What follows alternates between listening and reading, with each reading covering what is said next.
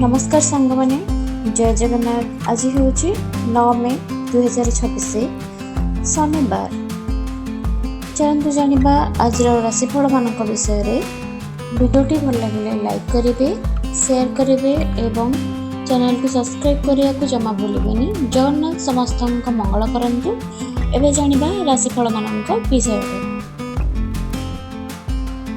प्रथमे जानिबा मेष राशि विषय रे। आपणकर आजिर दिनटी बहुत शुभ रहिबो। विशेषकर जो माने नूतन जगह जमी किंबा उच्च स्तरीय विलासपूर्ण वाहन क्रय करने को चाहूँगी जोगाजोग करिवार यह उपयुक्त समय। पारिवारिक जीवन में हस खुशी भरी रहिबो एवं दाम्पत्य सुखरे वृद्धि घटिबो। प्रेम क्षेत्र में थिबा व्यक्ति विशेष सफलता पाइबे। तेबे अत्यधिक भोगविलास द्रव्य क्रय करने जोगु आर्थिक संकट देखा दे पारे। तेणु खर्च उपर नियंत्रण रखंतु।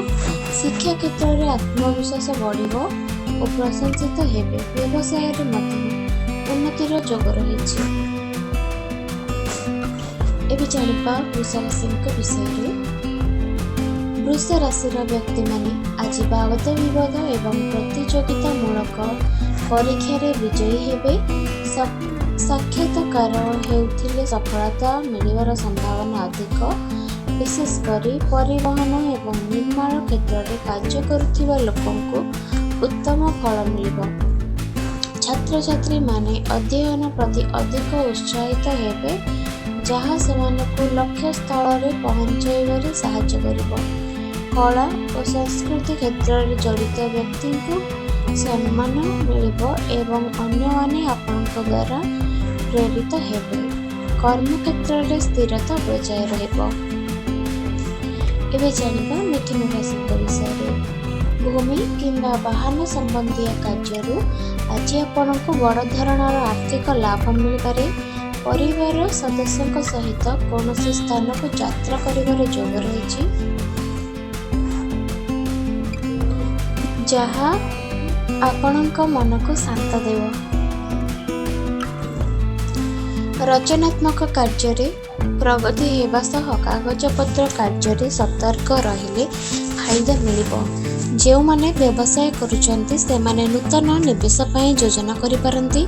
शेयर मार्केट रे निवेश करिबा मध्य लाभदायक रहिबो। एबे जानिबा कर्कट राशि विषय रे। चाकरी क्षेत्र में आपणकर कठिन परिश्रम जोगु उपरिस्थ अधिकारी माने संतुष्ट रहिबे।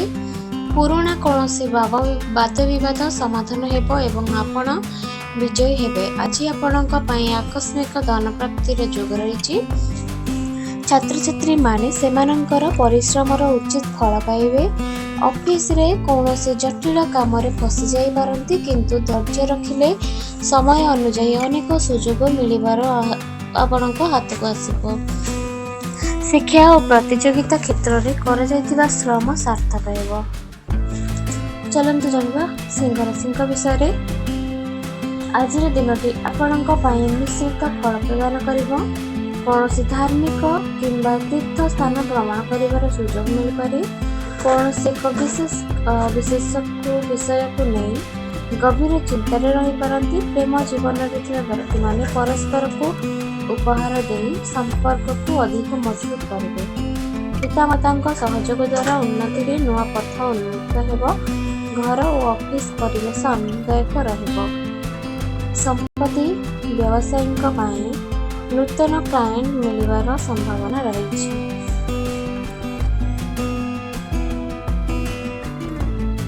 एबे जानिबा कन्या राशि विषय रे। आज कौन से बड़ निष्पत्ति नेबा पूर्व भल भाव चिंता करंतु।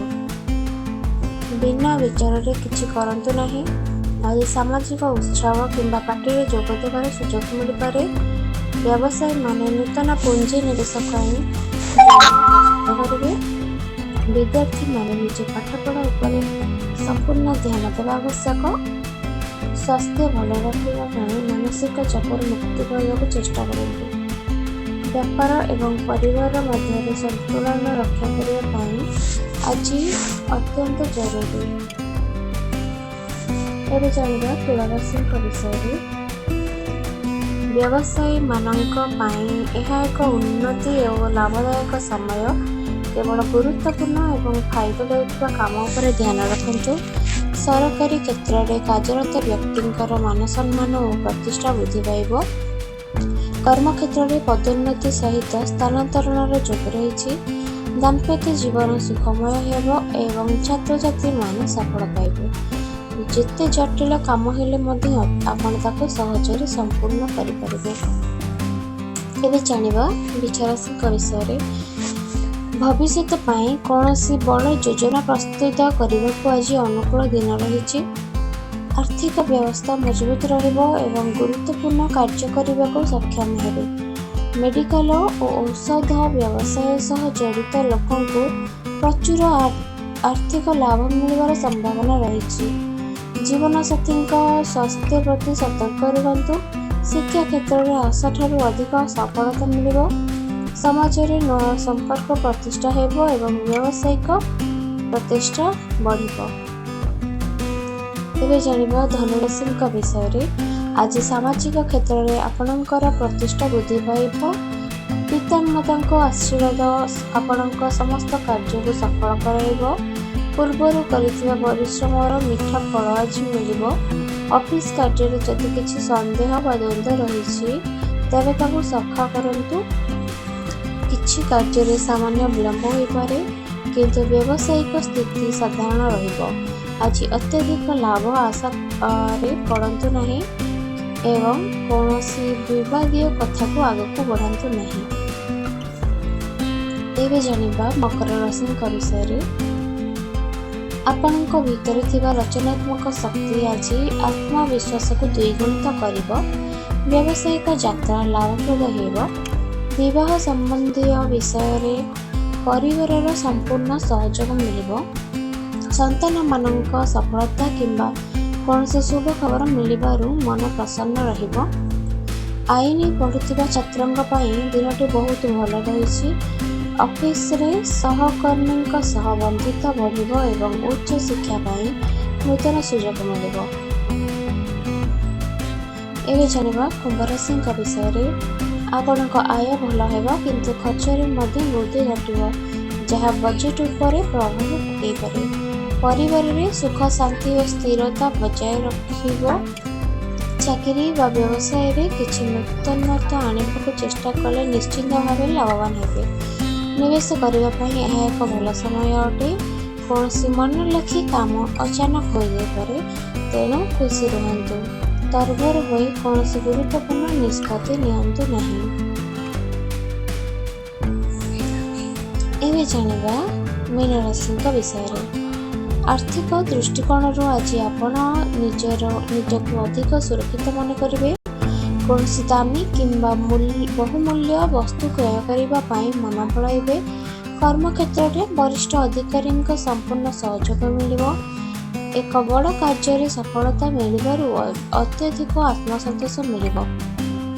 ନିଜ ବାଣୀ ଉପରେ ନିୟନ୍ତ୍ରଣ ରଖନ୍ତୁ ଯାହାଦ୍ୱାରା ସମ୍ପର୍କ ଭଲ ରହିବ। ପରିବାରରେ କୌଣସି ମଙ୍ଗଳମୟ କାର୍ଯ୍ୟ ହେବାର ସମ୍ଭାବନା ରହିଛି। ମନରେ ସକାରାତ୍ମକ ଚିନ୍ତାଧାରା ରଖନ୍ତୁ। ଏତିକି ଥିଲା 12ଟି ରାଶିମାନଙ୍କ ବିଷୟରେ। ଭିଡ଼ିଓଟି ଭଲ ଲାଗିଲେ ଲାଇକ୍ କରିବେ, ସେୟାର କରିବେ ଏବଂ ଚ୍ୟାନେଲକୁ ସବସ୍କ୍ରାଇବ୍ କରିବେ। ଜଗନ୍ନାଥ ସମସ୍ତଙ୍କୁ ଖୁସିରେ ରଖନ୍ତୁ। ରହୁଛି। ଜୟ ଜଗନ୍ନାଥ।